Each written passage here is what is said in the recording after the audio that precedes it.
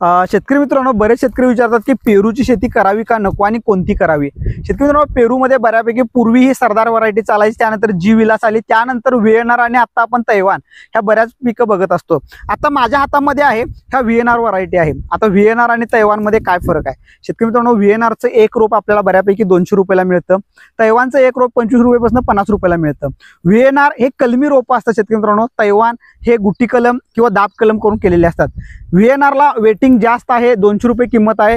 तैवानला waiting कमी आहे, पटकन रोपं मिळतात. म्हणजे याचा अर्थ आहे की बाबा तैवान सहज अवेलेबल होतं, पण सहज जी गोष्ट अवेलेबल होते त्याला मार्केटमध्ये व्हॅल्यू कमी असते.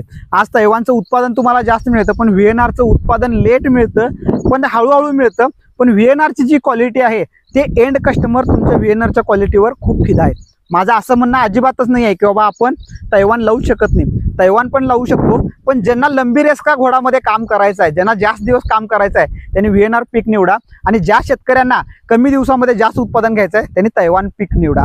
पण अजून तुम्ही जी विलास किंवा सरदार ह्या व्हरायटीकडे वळू नका.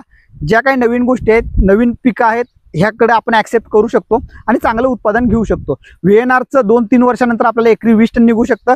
तैवान लगेच तुम्हाला 20 टन माल दुसऱ्या वर्षीपासून मिळू शकतात.